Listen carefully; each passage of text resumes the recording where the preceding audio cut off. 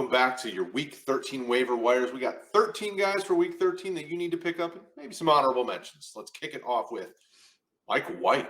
He filled in for Zach Wilson and really gave them no reason to look back. I mean, performed very well in a very good matchup against Chicago. Rick, how do you feel about Mike White moving forward and the matchups that New York has coming up on the slate? You know, Mike White has produced fantasy-wise when he's gotten the opportunity the last 2 years. This is obviously the first opportunity this year. And with the way Zach Wilson had been playing, they're not going to look back right now. They're winning games. Their defense is playing pretty well. They've got the offensive weapons, right? Even with the injuries at running back, they've still done pretty well there. And then Garrett Wilson, Corey Davis, Elijah Moore coming alive today with Mike White. Barrios has produced well for them. They've got the tools on offense to be very, very good. And we said before the season, Zach Wilson has no excuses going into year 2. He was set up better than any of the other 2021 quarterbacks going into year 2. In my opinion, with the tools that they added, obviously Breece Hall being, getting injured, that hurts the offense. But with the wide receivers they had, they went out and they got Uzoma and Conklin for tight end, and he just couldn't produce. He was still worst in the league in completion percentage. All of that, and then no accountability that he lost the team, and Mike White comes in and against the Bears defense that was missing Brisker and Gordon, and then Eddie Jackson gets hurt and produces. But I think just with the way this offense is set up, Mike White is going to be a fantasy asset through the fantasy playoffs. Yeah, I mean, outside of Week 14, which is a tough matchup against Buffalo, but they still could produce some. I mean, they have Minnesota next week, then Buffalo, then Detroit, then Jacksonville, Seattle, and Week 18 against Miami. I mean, so depending on how your playoffs are set up, I mean, he has favorable matchups. Where, just kind of talking it through, where would you put him in terms of, is he a back-end QB1 consideration rest of season, or is he No, QB2? I mean, where are you at with him? He's a high-end QB2, but once we get past the top 5-6 QBs, everybody else is really close, right? So, 1 week he could be QB9, and then the next week he could be QB15, but that could be the separation of 1.5 or 3 points or something, So, he's just one of the guys in that bunch of probably 12 to 16 quarterbacks that are all really, really close. They're not the upper echelon, but they can get you a top 8 performance on any given week. They can also get you a, QB 16, but the separation there's just not enough in 1 QB leagues. He's a great QB2 in super flex leagues. He's just, it'll be interesting to see because he played really well. He looked really good, and they've got the talent on that offense. It's just not the same as putting Zach Wilson in your lineup because he's actually going to get you some points. All right, so next up, my Detroit Lions, Jared Goff. So this is a guy who's been up and down, but this offense has been strong throughout the season. He had a little bit of a down couple weeks for a while there, but, against Buffalo on Thanksgiving, performed admirably, completed better than 50% of his passes. He got 240 and 2 touchdowns. We do have a potential return of a first-round pick who's coming back from injury to even add more firepower to this offense. How do you feel about it? And kind of similar to Mike White, is he a QB2 for you? But how do you feel about Goff moving forward the rest of the season? Jared Goff is really, a streamer for next week with the Jaguars. But he gives you a solid floor typically with that Detroit Lions offense, like you talked about. Jameson Williams potentially coming back. Obviously, it's probably going to take him a little bit to get up to speed. But at least he's been in the building and knows the offense probably. It's just getting his legs under him. So Jared Goff, just if he keeps doing what he's doing, he's going to get you around 15 points to, 20. And then on the special occasions, he'll get you, 25 points. But he's been consistent with the floor, and that's what we really want at this point of the season. If you've got to fill in somebody as a backup or a streamer, you just don't want them to lose you the week, and I don't think Jared Goff is going to lose you very many weeks with the way this offense is moving. Yeah, and they have Jacksonville this week, then you get Minnesota, the Jets, Panthers, Chicago. These are, most of them outside of the Jets, are pretty favorable matchups for a quarterback. So if you needed to stream them, certainly not going to kill you. All right, so next up, we got Gus Edwards, running back from Baltimore. He's a guy that we've mentioned because he's had some production this year. When he's not hurt, I mean, the issue for him has always been injuries, but they want to roll with the hot hand. So it's going to be, Kenyon Drake or Edwards. How do you feel about these running backs the rest of the season, and kind of where are you at? Gus Edwards is the guy if he's healthy. I think that's unquestioned. He gets the touches when he is healthy. I think he had 16. I think Justice Hill had like maybe 3 carries and Kenyon Drake 2, right? So he is the guy when he's healthy. And if it looks like he is right now, we want the Ravens running backs when they are healthy and getting all the touches. Wasn't a huge day today, but he's got a bunch of touchdown upside in this offense. Doesn't get a lot of targets. That's really the downfall with Edwards, is that he can get you the rushing yards and the rushing touchdowns, but he's not going to get you much in the way of receptions. So it's just right now we're real slim with running backs that you can go pick up, right? Everything's pretty much solidified in the running back rooms, and Gus Edwards is a guy that you can get in 40%, 50% of leagues that gets all the carries. And that's about as good as you're going to do at this time of the year. It's not pretty. Yeah. And comment below if you need some help with your running backs and what's on the waiver wire, because Gus Edwards is owned in some leagues. So there he may not be owned. He may be owned in your league. We can help you. Let us know below.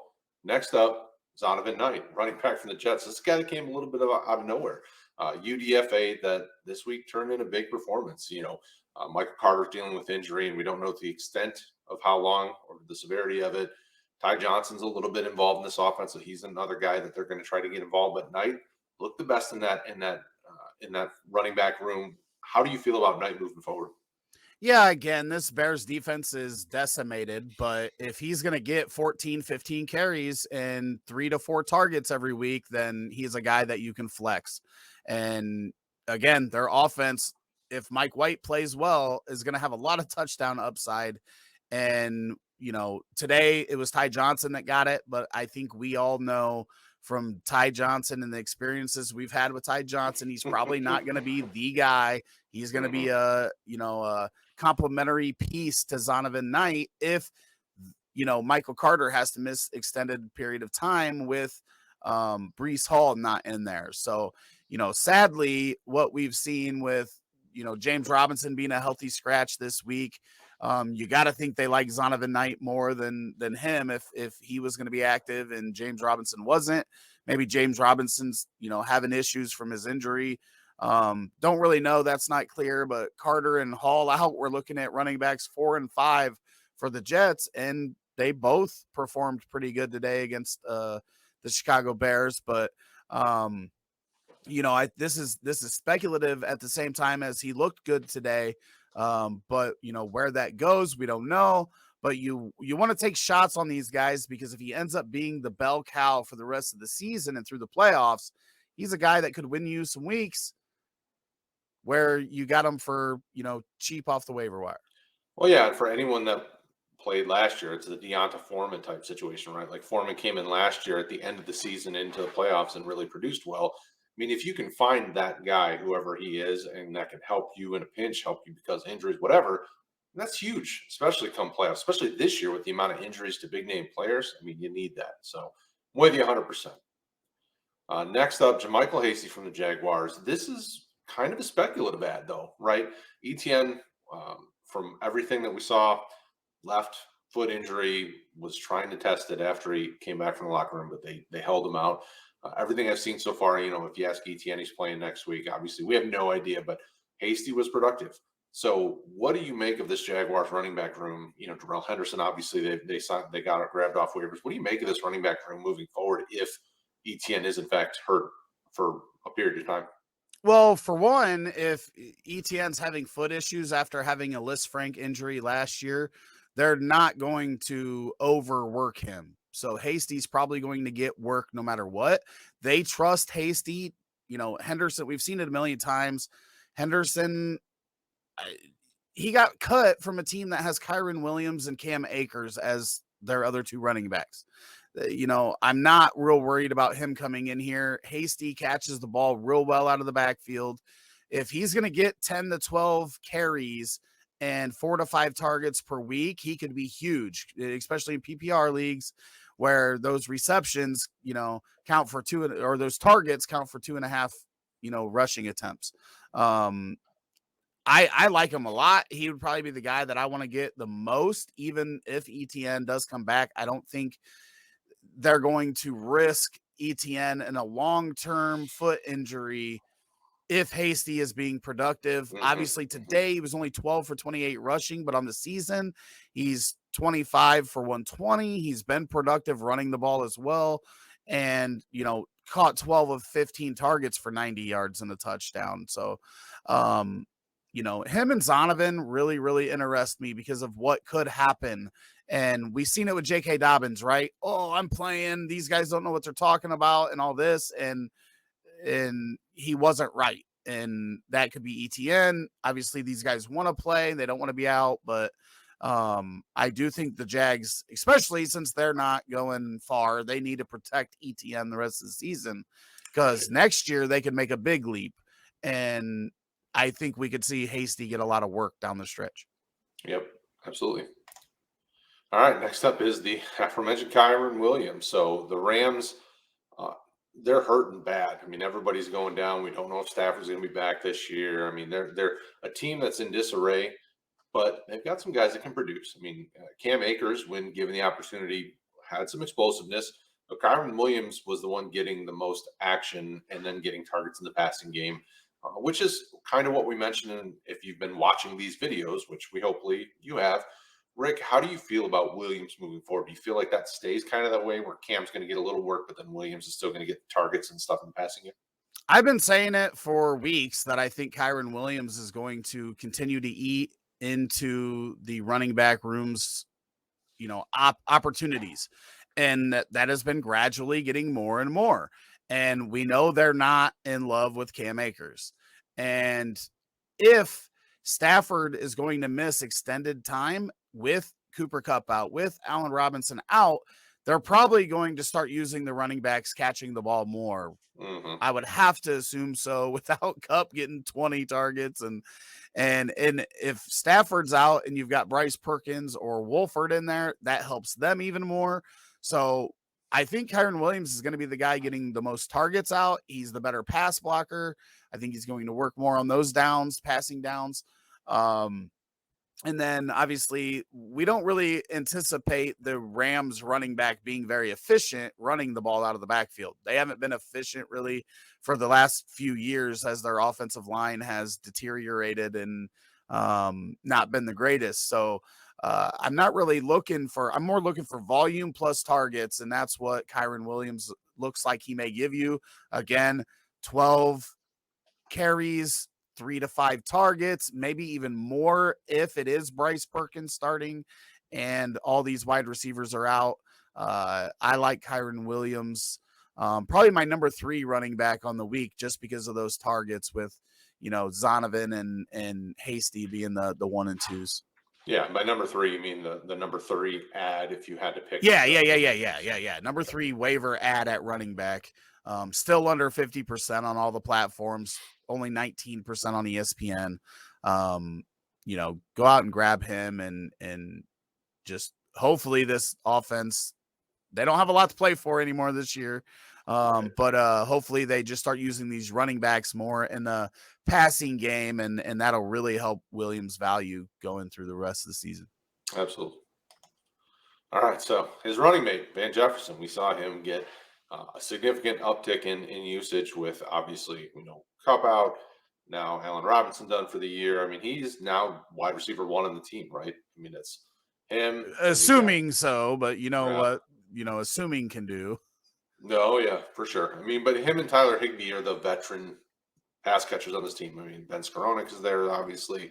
McCutcheon, but I mean, Jefferson was the guy that even Bryce, Perkins was looking to when he was, third down and he needed to try to make a play. It was, Higbee, Jefferson, these guys running back. So how do you feel about Jefferson moving forward? Is this a guy that you even trust as a flex option?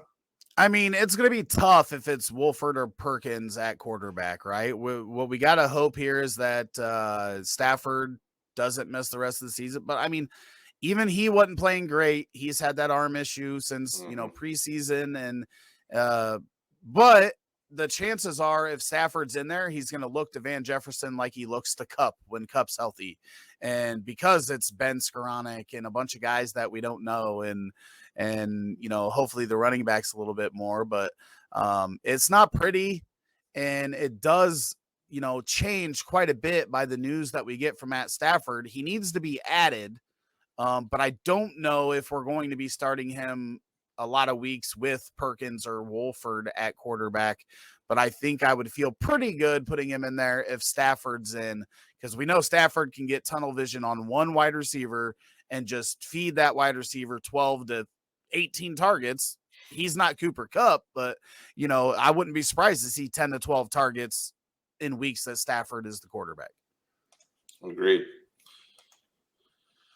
All right, so this time, Jameson Williams is the guy we talked about. Obviously, we talked about Goff a little bit earlier. Williams, he's been practicing. Obviously, if you watch Thanksgiving, they showed a little bit of footage of him kind of running before the game. It sounds like he's going to be back for Jacksonville. If not Jacksonville, he's coming back right after that. I mean, so Williams is the guy that it's kind of a speculative ad, but the anticipation is he's back, and he adds another dynamic piece of this Lions offense, which is strong. It's been pretty solid, and they've been dealing with injuries. I know DJ Shark came back and got a little action at Thanksgiving. Amon-Ra's been getting involved, but Williams adds another level. I mean, he's just a big play threat, great receiver, great route runner, great hands. I mean, there's nothing really bad about Williams. So if Williams comes back healthy, where are you at with him, Rick? Well, I mean, we're probably not starting him right off the bat, right? He's probably going to get eased in, but come fantasy playoffs, he could be full go. And as good as Amon-Ra St. Brown has been, Jameson Williams might be a better wide receiver. And I love the talent. We haven't seen it on an NFL field, but he could be huge for the Lions down the stretch. And right now, if you haven't grabbed him and you can go get him this week, I would do it, and I would wait on him. And, maybe he doesn't get going by the end of the year, but if he does, it could be big, because I think this kid's really, really good. I think we could see, Garrett Wilson, Chris Olave type production out of him down the stretch, and that would be huge for fantasy teams going into the playoffs. All right, next up is Mack Hollins, wide receiver from the Raiders. This is a guy we've been telling you about. I don't really know what else there is to say about it. I mean, he continues to get targeted fairly significantly. And this week, obviously, he only got targeted 5 times, but turned into 4 for 63 and a touchdown. Where are you at on him, Rick, or has anything changed since last week?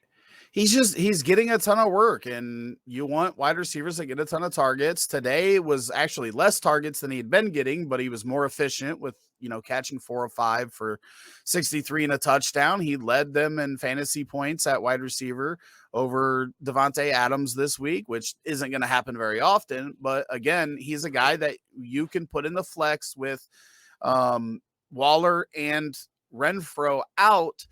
He's going to continue getting a bunch of work, and I mean that's really it. It's not a sexy name, but production's all we care about. Yeah, I feel pretty solid about him as a flex option for the rest of the season, easily into the playoffs. All right, next up, another speculative ad, but OBJ. We obviously heard that he's meeting with any of the teams that are competing for playoffs at this point in time. Where are you at with him? So is he a guy that you feel like is prepared to step in and go because he's been doing this for a while? And where do you think he fits in? Is he a flex type option, or is he just a roster and see what happens guy? I mean, I think that he's probably not going to be full go running, 80% of routes or anything right off the bat, but where teams are going to use him is in the red zone. And we've seen it with the Rams, right? He started off slow, but he was getting touchdowns. He wasn't getting targeted a bunch. And as he ramps up over the last couple of weeks of the season, could be a big ad. It's just, there's not many wide receivers in the league as talented. Obviously, Odell's not at peak Odell, but he can be a red zone threat and, run 15 routes a game and get targeted on 6 of them and be a fantasy flex option. So he's got to be rostered, and you don't want him to beat you. So even if you never play him, at least he's not on your opponent's team in the playoffs, going for 4 for 40 and 2 touchdowns and scoring 20 points, because that's the type of production you could get out of him on a good team. If when you look at like the Bills and Cowboys, especially with Dak and Josh Allen, you don't need a lot of targets from them to be very productive.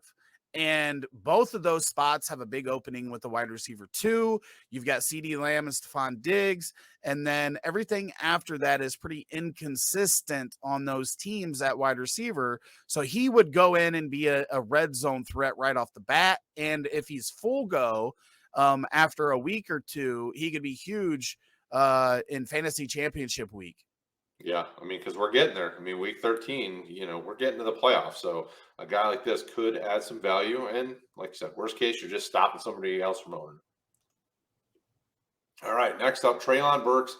He's been producing since coming back from injury. He's been getting targeted and been turning those into something productive for fantasy teams. I know that I've been starting him in a lot of spots on a lot of my teams, whether I'm competitive or pushing for playoffs or teams that are just trying to keep playing hard. Burks is a good guy. Is a good productive receiver. Where are you at with him? Is he a flex option for you? Is he a starter? Just that you plug him in and go. Where are you at? He's definitely a flex option. I do think the number of targets week to week are going to be inconsistent just because of the Titans and the way they want to run the ball a shit ton if they can. But again, this is like the AJ Brown thing, right? AJ Brown didn't need 10 targets from Tannehill. He could be very productive on 6 targets. We've seen it today. It's only an 11-point day without the fumble recovery for a touchdown in the end zone, but he could have easily been 4 for 70 with a touchdown in there and had a big day for you. Another rookie that's, got off to a slow start, injuries, the whole breathing thing, whatever it was in the preseason, and he's starting to tick up. And these guys that's rookie wide receivers that start getting better as the season goes on can be huge in the fantasy playoffs. And absolutely, Burks is a big, talented, fast wide receiver, and it looks like he's starting to break out, and that could be big. Obviously, he's owned in more leagues than some of these other guys, but ESPN, 63% of leagues he's available, 50% in Yahoo. If he's available in your league, he has to be added at this point. I agree. All right, so Zay Jones, wide receiver from the Jaguars. This is a guy that has been productive this year, very productive. I think he's setting career pace numbers this year, but he's been flexible in most weeks this year. How do you feel about him moving forward? And do you think we still see a kind of high volume when it comes to targets for him? Yeah, I mean, there's nothing to tell us that he's not going to be targeted heavily going forward. And people forget like how high people were on Zay Jones when he first came out with the Bills. And we're kind of seeing that Robert Woods kind of ascension after leaving the Bills, goes to he was in Oakland or Las Vegas, gets a little bit better. And then this year he is just, he's been awesome, really. Yeah. Especially for where you got him in drafts, and still under 40% on every platform. Makes 0 sense. This guy's getting 10, 14, 8 targets every week and needs to be rostered everywhere.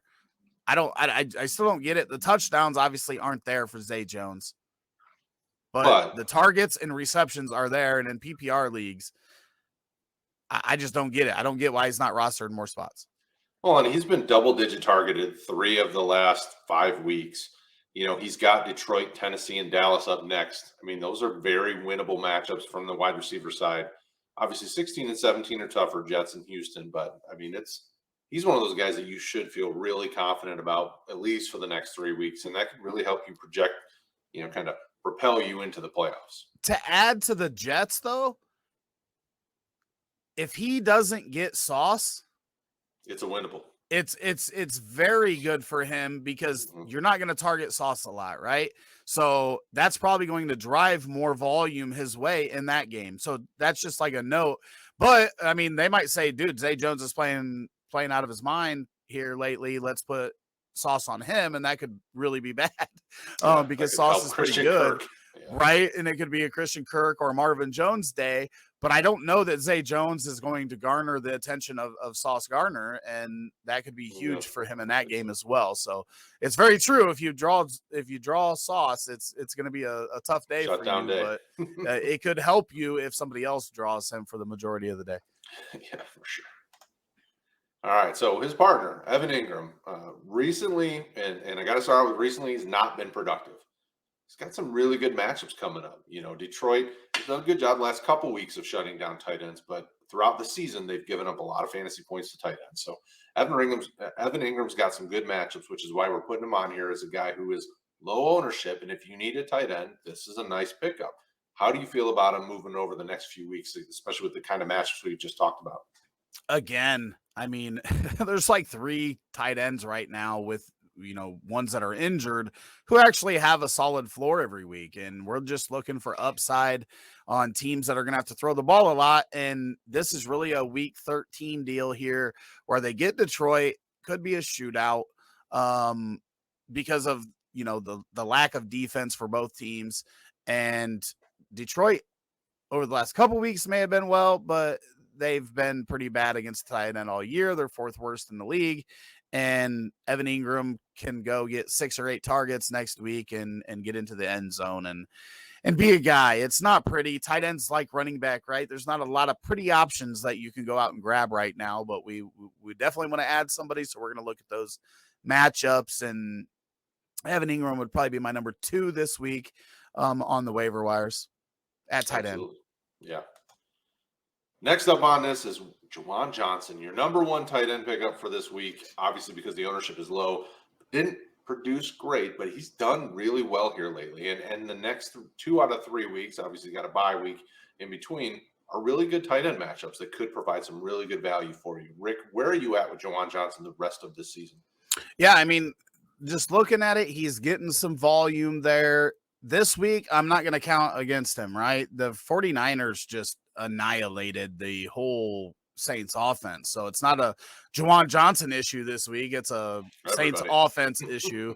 Only 2 targets, no yards, no receptions, but the touchdown upside that he has week to week, he gets the Bucks in week 13. Obviously I did make a mistake. It should say week 12 for his stats there. But gets the Bucks, who are 7th worst against the tight end.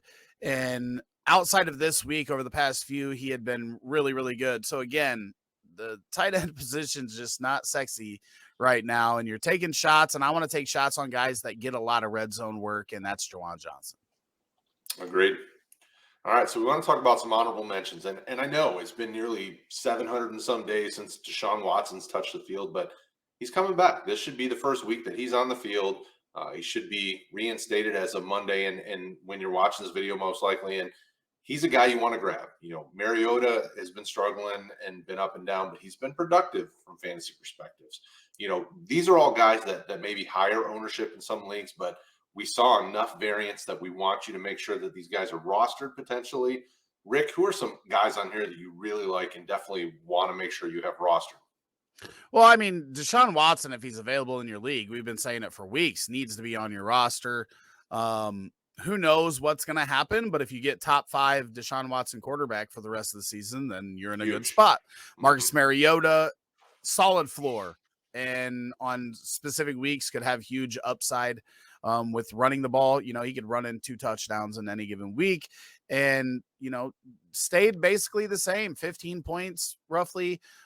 Even with Kyle Pitts out, and utilizing the rest of the tight ends. Pruitt touchdown, like, come on, man. Where was that when Pitts was in there, right? Ryan Tannehill, another guy we've talked about, safe player, not going to lose you weeks. So you've got 2 guys that probably aren't going to lose you weeks, and then Watson could be a guy that wins you weeks. Running back, I mean, is just ugly right now. We talked about that. Hubbard and Akers, it's not pretty. Those are, if you're really, really desperate, then you can look at those guys. But wide receiver, there's so many wide receivers out there right now. Elijah Moore woke up this week with Mike White. He could be big down the stretch. Slayton and James getting a bunch of targets for the Giants. Aguilar, a big week for New England, and they're that's just kind of week to week is a little tough with them. Michael Gallup continues to get his legs under him after coming back from injury. And if they don't get Odell, he could be big down the stretch. And then Zacchaeus, talking about Mariota, one of the guys that they trust there the most. I think he's their highest tenured wide receiver on that team. So again, not a lot of pretty names, but then Akins, Moreau, and Hunter Henry is very, very interesting, right? He could be the most productive of these tight ends down the stretch if Mac Jones starts to use him like he did this week and last year. And if Mac Jones is, riding the ship here now, he could be big, but I just don't trust it because of the inconsistency.